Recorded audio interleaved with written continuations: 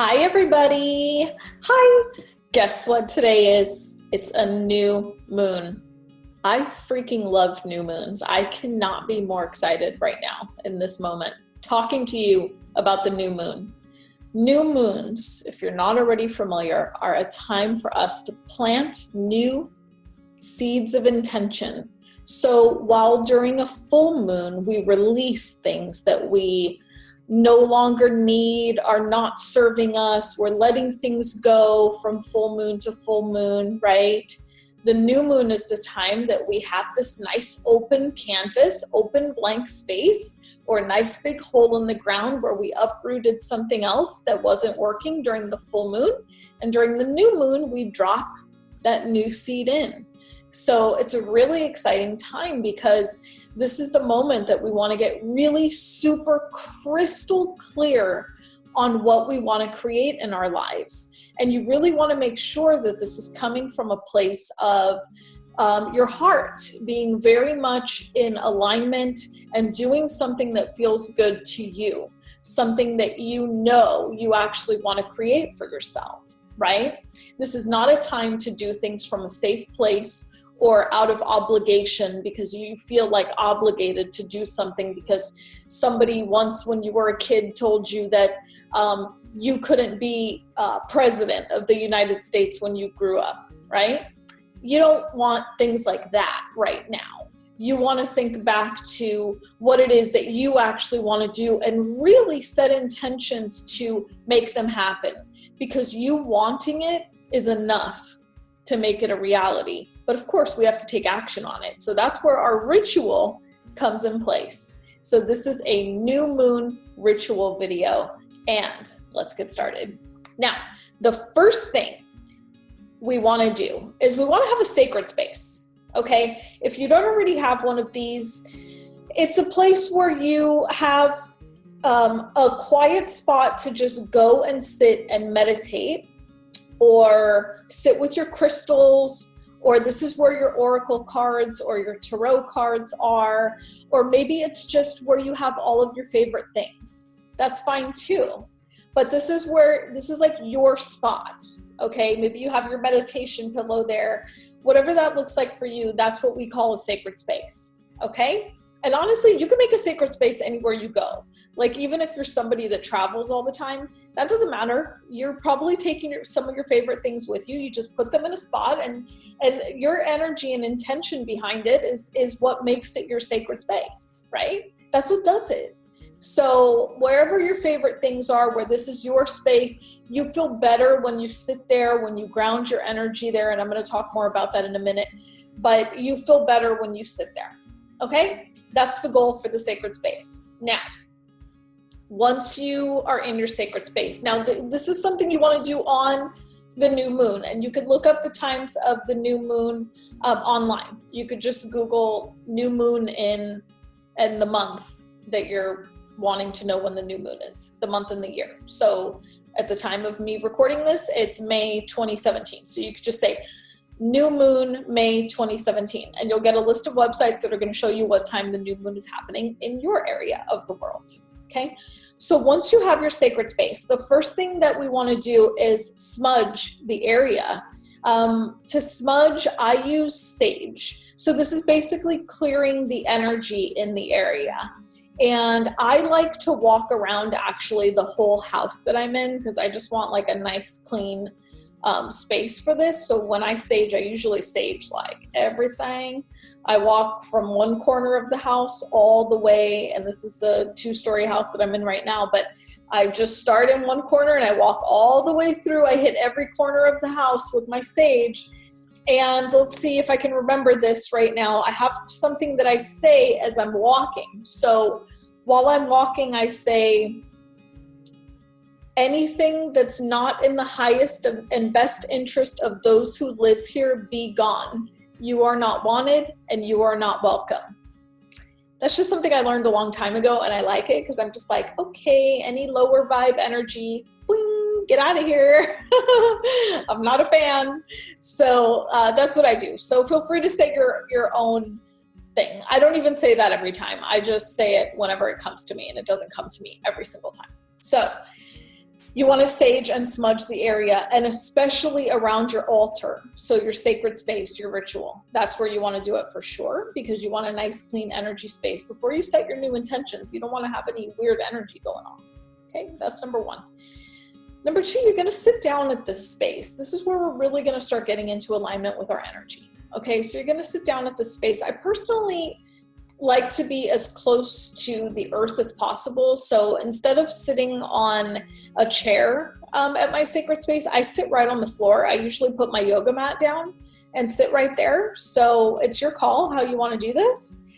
But I sit down there and I ground and center my energy. So if you're new to this, what grounding means is you are connecting the energy of your being down into the center of the earth. Okay, a lot of times when people are feeling very floaty, and I see this a lot with people that come to me for sessions, and they'll often say, I just don't even want to be here anymore. I actually get clients like that are struggling with their energy, and they're struggling with the energies around them and on earth. The first thing you want to do with something like that is ground your energy into the earth. And have a really good shielding practice in place. And I have a video on shielding, which we'll link you to, but it's really critical to make sure that you are really super grounded, because if you're not grounded, that's one of the first things that you may feel. So how you ground your energy is I basically just sit with my bottom on the floor, and I close my eyes, and feel free to try it right now as I'm describing it to you. But I just close my eyes. So you go ahead and close your eyes. And you want to take a couple deep breaths in and out. I like counting into the count of 4. So breathe in 1, 2, 3, 4. And breathe out 1, 2, 3, 4. You want to do that 3 or 4 times. It just starts to calm your energy down a little bit, so you can start to feel a little more on earth. At this point, your eyes are still closed. So what you want to do is imagine that your bottom, okay, so whichever part of you is connected to the floor right now, whether it's just your feet or your whole bottom and legs are sitting, and you're sitting with your legs crossed, whatever that is, try to be as open as possible.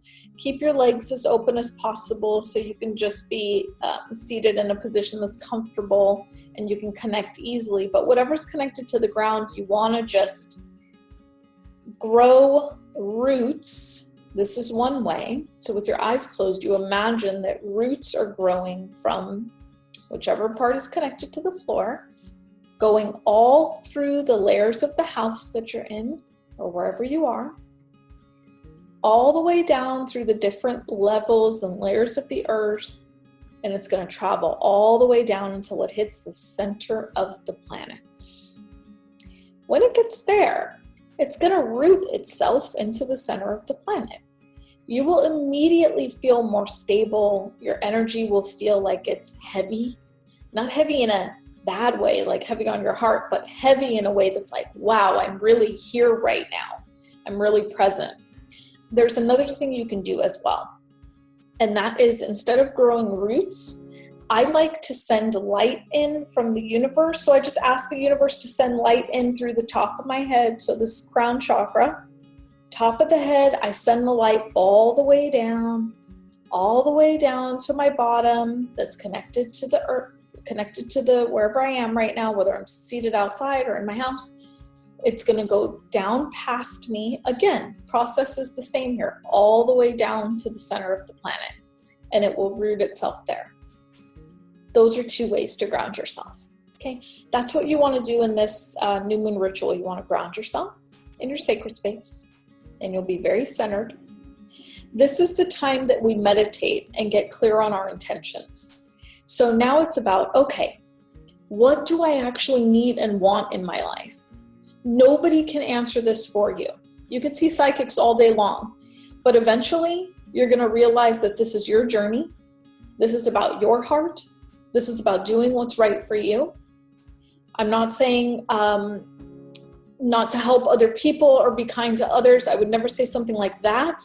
But Other people are happiest when we're all following our own heart, as long as following our heart is kind to us and does not harm others. That's the goal.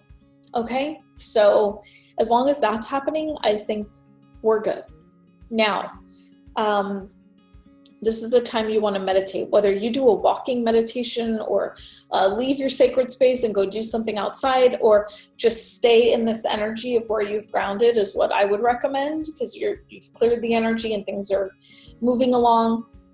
And you want to have a journal nearby as well. So once you do that, you just sit in meditation. I like to set the timer on my phone.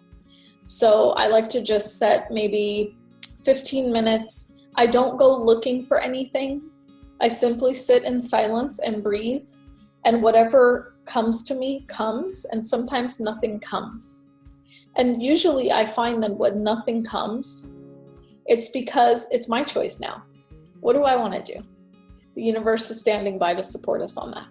So something to think about in case nothing comes to you right away. Another way you could approach this is you set an intention before your meditation. If you want guidance, set that intention. Say, universe, I want guidance on what are my highest and most aligned next steps in my life, or in my business, or in my relationship, or whatever it is for you. You just set an intention with the universe so that when you're grounded now, they know what guidance you're looking for. Okay, so that's how I approach that. Set the timer, come out of the meditation, and then we have our journal. So you should already have a page open before this process begins. Just have a page open. That way, when you come out of your meditation, you could start taking notes on what you experienced right away and just kind of journaling what came to you, because these things have a tendency to like disappear from our awareness like a bird, you know, it just disappears. So you want to like have this ready to go right when you come out of meditation, because it's almost like a dream, right? If you don't write down your dream right when you remember it, it's gone in the morning, you know, for most of us, I think. So